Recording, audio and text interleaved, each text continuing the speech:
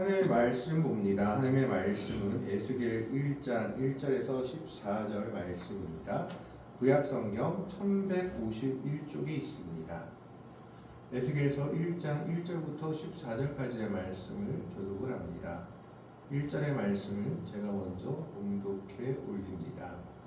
30째 해 넷째 달 초닷새에 내가 그발 강가 사로잡힌 자 중에 있을 때에 하늘이 열리며 하나님의 모습이 내게 보이니 여호야긴왕이 사로잡힌 지 5년 그달 초닷새라. 갈대아 땅 그발 강가에서 여호와의 말씀이 부시의 아들 제사장 나 에스겔에게 특별히 임하고 여호와의 권능이 내 위에 있으니라. 내가 보니 북쪽에서부터 폭풍과 큰 구름이 오는데 그 속에서 불이 번쩍번쩍하여 빛이 그 사방에 비치며 그 불 가운데 달새 같은 것이 나타나 보이고 그 속에서 네 생물의 현상이 나타나는데 그들의 모양이 이러하니 그들에게 사람의 형상이 있더라. 그들에게 각각 네 얼굴과 네 날개가 있고 그들의 다리는 곧은 다리요 그들의 발바닥은 송아지 발바닥 같고 광낸 구리같이 빛나며 그 사방 날개 밑에는 각각 사람의 손이 있더라. 그 네 생물의 얼굴과 날개가 이러하니 날개는 다 서로 연하였으며 갈 때에는 돌이키지 아니하고 일제히 앞으로 곧게 행하며 그 얼굴들의 모양은 넷의 앞은 사람의 얼굴이요 넷의 오른쪽은 사자의 얼굴이요 넷의 왼쪽은 소의 얼굴이요 넷의 뒤는 독수리 얼굴이니 그 얼굴은 그러하며 그 날개는 둘어펴서 각기 둘씩 서로 연하였고 또 둘은 몸을 가렸으며 영이 어떤 쪽으로 가면 그 생물들도 그대로 가되 돌이키지 아니하고 일제히 앞으로 굳게 행하며. 두 절의 말씀을 함께 읽습니다. 또 생물들의 모양은 타는 숯불과 횃불 모양 같은데 그 불이 그 생물 사이에서 오르락 내리락 하며 그 불은 광채가 있고 그 가운데에서는 번개가 나며 그 생물들은 번개 모양같이 왕래하더라. 아멘. 오늘 에스겔 선지자는 희망의 선지자, 소망의 선지자라고 불리는 선지자입니다. 그 이유는 포로 생활 중에도 그는 이스라엘 백성들에게 하나님이 우리를 잊지 않으셨다. 우리에게는 또 소망이 있다. 그리고 우리에게는 하늘의 성전이 있다라고 외친 선지자였기 때문입니다.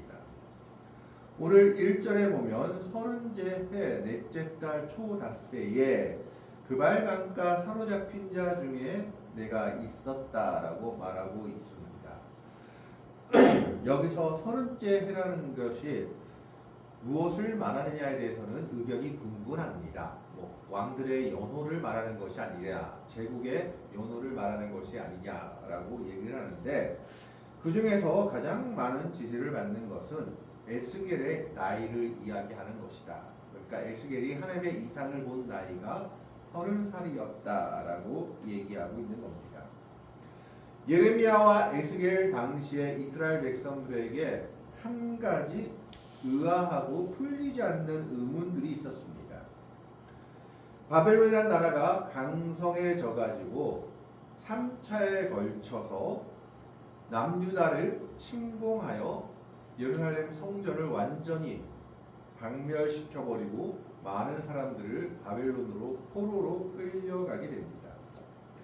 이때 이스라엘 백성들에게 임한 고민이 무엇이냐, 의문이 무엇이냐. 첫 번째, 하나님의 백성이 아무리 하나님께 죄를 지었다고 하더라도 우상을 숭배하는 이방 백성에게 유린당할 수 있는 것인가?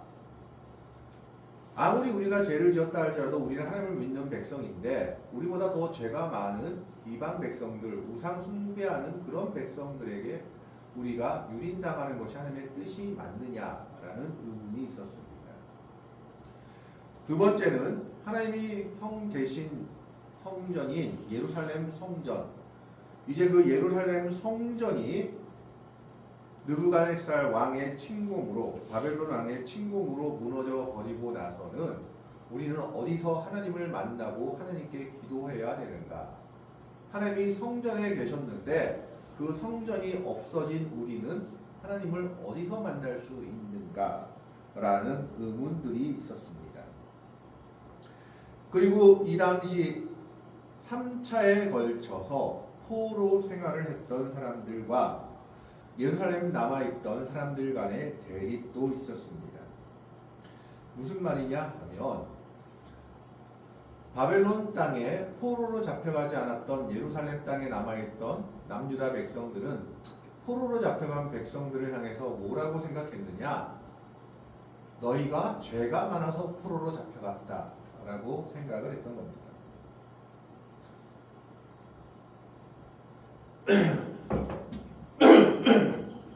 죄송합니다. 너희가 죄가 많아서 포로로 잡혀갔다 라고 생각을 했고, 포로로 잡혀간 사람들은 그게 아니라 뭐라고 생각했느냐?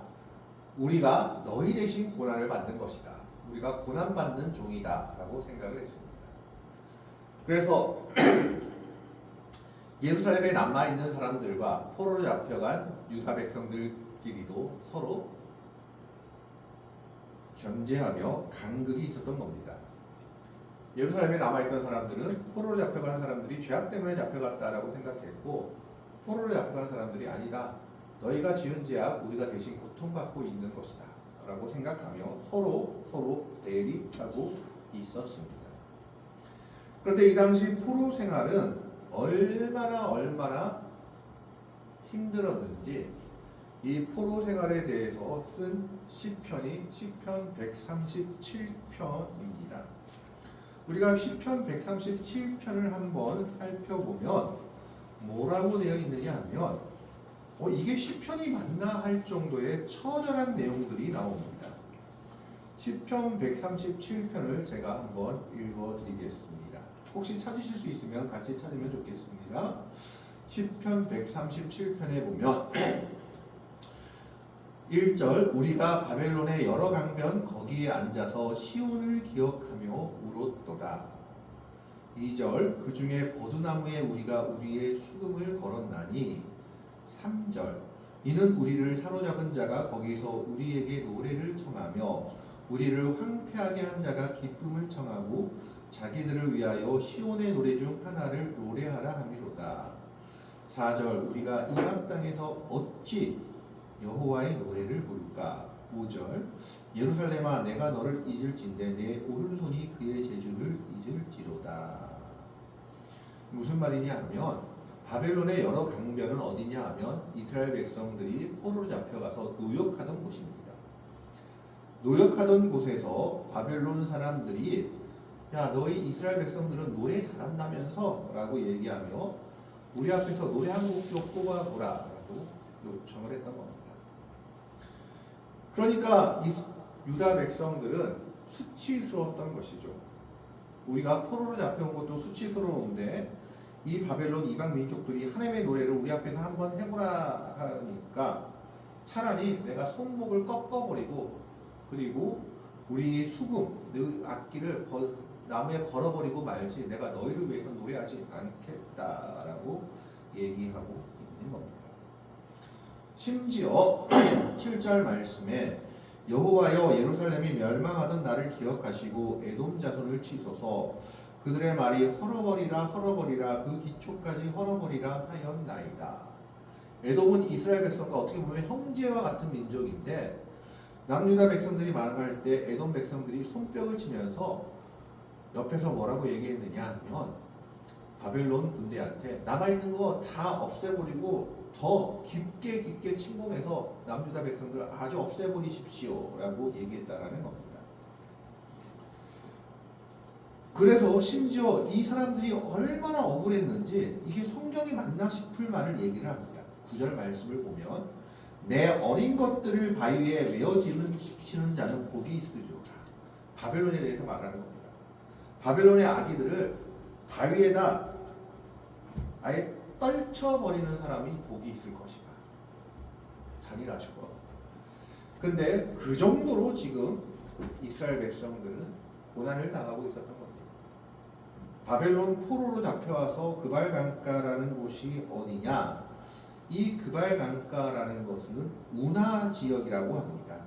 그래서 이 당시 바벨론 왕의 최대 치적 중에 하나가 운하 사업을 한 것인데 그 운하 사업을 하던 곳이 그발 강가라는 겁니다. 이 그발 강가 운하 사업을 하던 곳에 남유다의 백성들이 많이 동원됐다라는 겁니다. 포로로 잡혀온 사람들. 그러니까 이 사람들은 5년 동안 뭘 했느냐? 운하 작업에 노동력을 제공하며 어떻게 보면 고난을 당하고 있었던 중이었던 겁니다. 2절의 말씀에 여호야긴 왕이 사로잡힌 지 5년 그달 초닷새라. 여호야긴 왕이 사로잡힌 지 5년 그달 초닷새라고 말하는 것은 아마 1차나 2차 포로 때 여호야긴 왕이 포로로 잡혀왔을 때 에스겔과 그의 백성들이 같이 포로로 잡혀온 것 같습니다. 열왕기하 24장에 그 내용이 기록되어 있는데 10,000명이나 되는 사람들이 잡혀왔다라고 되어 있습니다. 그 중에 기술자들도 있었고 높은 고위 관직에 있는 사람들도 있었습니다. 이 10,000명이나 넘는 사람들이 포로로 잡혀와서 지금 뭘 하고 있느냐? 그발 강가에서 운하 공사 작업, 노동력을 제공하고 있는 겁니다. 자, 그 가운데 하나님께서 갑자기 에스겔에게 임하시는 겁니다. 그발 강가 사로잡힌 자 중에 있을 때 하늘이 열리며 하나님의 모습이 내게 보이니. 사실 하나님의 모습은 우리 인간이 볼 수가 없습니다. 왜냐하면 모세도 하나님의 모습을 보기를 원했지만 하나님께서 네가 나의 얼굴을 보면 죽을 것이다. 나의 얼굴을 보지 못하고 내 등 뒤를 볼 것이다 라고 말씀하셨기 때문에 여기서 하나님의 모습이 내게 보였다라는 것은 하나님의 모습이라기보다 하나님의 영광을 봤다라고 표현하는 것이 더 나을 것으로 보여집니다. 어쨌든 에스겔에게 하나님의 영광이 나타납니다. 이 에스겔에게 하나님의 영광이 나타나면서 하나님께서 하늘 보좌를 보이시고 계신 겁니다. 이것은 이스라엘 백성들에게 소망을 주는 겁니다. 왜 소망을 주느냐? 아까도 말씀드렸다시피 예루살렘 성전이 망가지고 나서는 우리는 하나님을 어디서 만나야 될까? 우리는 하나님을 어디서 대면해야 되고 하나님의 음성을 어디서 들어야 할까 하는 사람들에게 하나님은 예루살렘 성전에만 계신 분이 아님을 보여주고 있는 겁니다. 하나님은 예루살렘 성전에만 계신 분이 아니라 너희가 고난당하고 있는 그곳, 너희가 정말 죄악 때문에 죄절과 시류에 빠져 있는 그곳에서도 하나님은 함께하고 계신다라는 것을 보여주고 있는 겁니다. 그발 강가는 이스라엘 백성들이 노역하는 곳이었습니다. 운하 사업을 위해서 강제로 노역하며 고통당하는 곳인데 그곳에서 하나님께서 하늘의 보좌를 열어버리신 겁니다. 이것은 또 다른 의미를 가지고 있습니다. 이전 관습에 의하면 고대 근동에는 나라와 나라의 싸움을 신들과 신들의 싸움으로 전쟁했습니다. 정의했기 때문에 그 나라가 섬기는 신이 세면은 이긴다라고 생각을 했던 겁니다. 그래서 지금 바벨론이 남유다한테 이겼다라는 것은 바벨론이 섬기는 마르둑신, 말뚝신이 남유다가 섬기는 여호와보다 강하다라고 사람들이 생각할 수 있었습니다. 그리고 그렇기 때문에 나라와 나라가 전쟁을 해서 한번 이겨버리면 패한 나라의 신은 감히 이긴 나라의 신에 대항하지 못하는 그런 신세로 전락합니다. 그리고 그 나라에 감히 들어가지도 못하는 것이 그 당시 관념이었습니다. 그럼에도 불구하고 하나님께서 그발 강가에서 하늘문을 여셨다라는 것은 하나님은 그 모든 것을 뛰어넘는 분이심을 말하고 있는 겁니다. 하나님은 나라와 나라에 종속된 신이 아니라 온 세상의 주제시오 만물을 주관하시는 분이심을 보여주고 있는 겁니다. 그러면서 하나님께서는 지금 특별히 에스겔에게 나타나고 계시는데 그 에스겔에게 나타난 이유가 무엇이냐? 그것을 유추해 볼 수 있는 것이 3절 말씀에 나옵니다.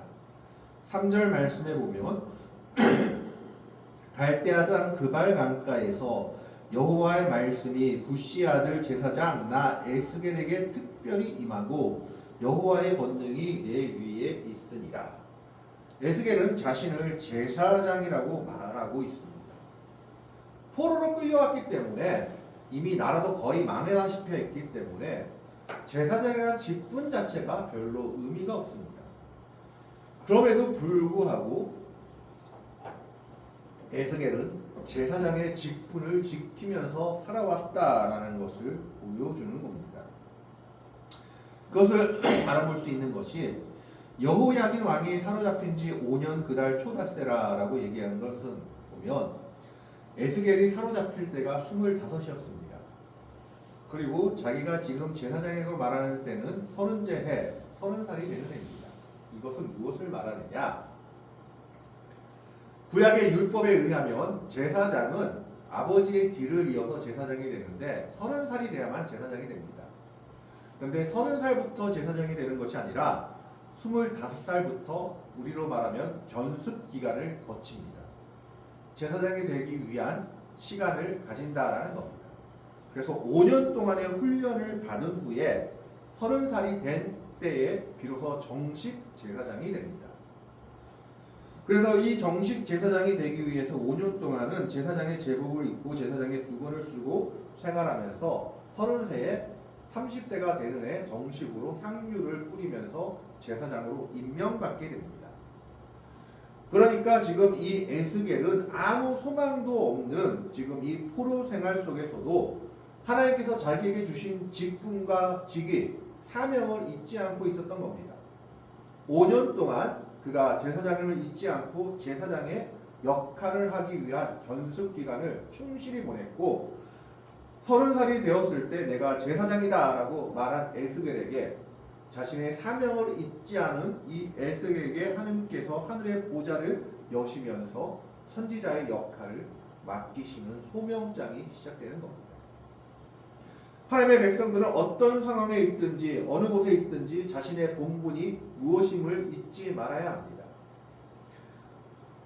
만약 에스겔이 내가 포로라고 해서 아무것도 하지 않고 좌절하고 절망한 가운데 있었다면 하나님은 그에게 하늘문을 열어주지 않으셨을 겁니다. 그러나 그는 그 포로 생활 속에서도 하나님이 자기에게 맡겨주신 직분이 제사장임을 잊지 않고 5년 동안의 견습 기간을 착실히 지냈고 30살이 되던 해 그때에 자신을 제사장이라고 자신있게 외치고 있습니다. 부시 아들 제사장 나 에스겔에게 특별히 임하고 여호와의 권능이 내 위에 있으니라. 소련에서 망명한 솔제니치라는 작가가 쓴 이반 데니소비치의 하루라는 책에 보면 이반 데니소비치라는 석수가 이제 감옥에 들어오면서 동료들을 변화시켜 나갑니다. 그러면서 동료 죄수들에게 자신의 인간의 존엄성을 지키라고 공고를 합니다. 지금 간수들이 보는 데서 개같이 밥그릇을 끝까지 핥아먹는 모습을 보이지 말고 그리고 서로 먹을 것까지 사지 말고 서로 나누어주고 인간답게 살자라고 제안을 한 겁니다. 그리고 이 이반 데니소비치라는 속수는 하루하루를 중하게 여기자고 동료 죄수들을 격려합니다. 이 하루하루가 쌓여서 또 1년이 되고 10년이 되면 우리의 모습이 달라질 것이다 라고 말하면서 동료 죄수들을 변화시켜 나가니까 이 동료 죄수들이 인간의 모습을 갖추면서 밥그릇을 핥지 않고 서로를 때리지 않고 서로의 것을 뺏지 않고 인간답게 사는 모습을 보이자 간수들도 그 죄수들을 인간으로 대우하기 시작합니다. 그전에는 짐승같이 대우하던 그 사람들을 인간으로 간수들이 대우하기 시작한 겁니다. 빅터 프랭클이 지은 죽음의 수용소라는 이 책에서 보면 이 빅터 프랭클은 로고테라피 이론이라는 심리학 이론을 개발한 사람인데 이 사람은 나치 독일 휘하에서 수용소에서 지내던 사람입니다. 유대인으로서 수용소에서 지나면서 그 수용소에서 오랜 기간 동안 살아남은 사람입니다. 그는 그때의 경험을 바탕으로 로고테라피라는 이론을 개발했는데, 삶의 의미를 가지고 있는 사람은 잘 죽지 않는다라는 겁니다. 이게 무슨 말이냐 하면, 수용소에서 보니까 자기는 수용소에서 살아남기 위해서 별짓을 다 했다라는 겁니다. 인간답게 보이기 위해서 유리 조각을 가지고 피가 흐르는데도 면도를 하였고 끝까지 살아남기 위한 소망을 가지고 있었다라는 겁니다. 그런데 이 수용소에서 간수들이 가스실에 갈 죄수를 부르는데 멀끔하게 자기 단장을 한 그런 사람들은 부르지 않고 삶의 소망을 잃은 사람들을 먼저 불러가더라라는 겁니다. 그리고 수용소 안에서 좌절하고 그리고 정말 절망한 사람은 가스실에 가기도 전에 좌절과 절망 속에서 먼저 시름시름 앓다가 죽어가는 것을 보게 된 겁니다. 그러나 그 속에서도 삶의 희망을 놓지 않고 나는 살 것이다 라고 외치며 삶의 소망을 놓지 않고 있던 사람들은 끝까지 살아남았다라는 겁니다. 그래서 삶의 소망을 놓지 않고 있는 사람들은 결국 살아남는다라는 것을 이론으로 삼으면서 물론 많은 반대도 받았지만 끝까지 살아남는 자 그리고 치료할 수 있는 방법은 뭐냐? 삶의 이유와 소망을 찾는 것이다 라고 주장했습니다. 그렇듯이 지금 에스겔도 포로된 상황 속에서도 끝까지 자신에게 주신 사명을 놓지 않았던 겁니다. 제사장의 사명을 놓지 않고 하나님께서 주신 사명을 최선을 다해서 섬기고 그 일을 감당했을 때 하나님께서는 에스겔에게 특별히 그발 강가, 고통받는 그 강가에서 나타나시며 하늘의 문을 여십니다. 그러면서 나 에스겔에게 하나님의 말씀이 특별히 임하고 여호와의 권능이 에스겔에게 있었다, 그 위에 있었다라고 말하고 있습니다. 돌로 된 성전이 무너졌지만 자신의 사명을 끝까지 감당했던 에스겔에게 하나님의 보좌가 열렸습니다. 남유다라는 땅의 왕권은 쇠하여지고 폐하여졌지만 하나님의 왕권이 열린 겁니다. 이방신이 섬기고 이방신이 이기고 득세한 것 같지만 그 이방신이 득세한 것 같은 장소에서 하나님께서는 하늘문을 여시고 나타나셨습니다. 그래서 하나님은 전지전능하시고 무소부지하신 분이심을 에스겔에게 보여주고 계신 겁니다. 그래서 그 에스겔은 끝까지 이스라엘 백성들에게 소망을 외칩니다. 그 소망이 뭐냐? 여호와 삼마, 하나님이 저기 계시다. 하나님이 우리와 함께 하신다. 비록 포로 생활 중이지만 하나님은 우리와 함께 하신다는 것을 끝까지 외쳤던 선지자가 에스겔 선지자입니다. 이 에스겔 선지자와 같이 우리도 그리스도의 은혜로 거룩한 나라요 왕같은 제사장들이 된 존재들임을 잊지 말아야 합니다. 비록 힘들고 어렵고 아프다 할지라도 그 속에서라도 우리는 하나님께서 우리에게 주신 사명을 감당하고 우리의 본분에 최선을 다해야 할 겁니다. 그 사명과 본분을 잊지 않은 하나님의 백성들에게 에스겔에게 하나님이 하늘문을 여신 것처럼 주님 제자된 사명을 다하는 하나님의 백성들에게도 하늘의 문을 여시며 하늘의 은혜를 하나님의 백성들에게 쏟아 부어 주실 겁니다. 그것이 하나님께서 오늘 우리에게 주시는 은혜요 소망입니다. 에스겔이 그발 강가 그 고난의 현장에서도 하나님께서 주신 소망을 놓지 않고 사명을 잃지 않고 나아갔을 때 하나님께서 하늘 문을 여시며 에스겔을 특별히 선지자로 삼으시며 하나님의 영광과 권능을 그 위에 임하게 하신 것처럼 하나님의 백성으로서의 사명을 감당하고 최선을 다하는 하나님의 성도들에게 에스겔에 임하신 하나님의 영광이 하나님의 백성들에게 임하며 하나님의 은혜가 오늘 우리들에게도 임할 줄 믿습니다. 오늘도 그 소망을 가지고 주님께서 주신 사명에 최선을 다하는 복되고 아름다운 성도들이 되시기를 주님의 이름으로 간절히 축원합니다. 기도하겠습니다. 하나님, 오늘 에스겔에게 주신 소망을 봅니다. 에스겔은 비록 포로로 잡혀왔지만 그발 강가 사로잡힌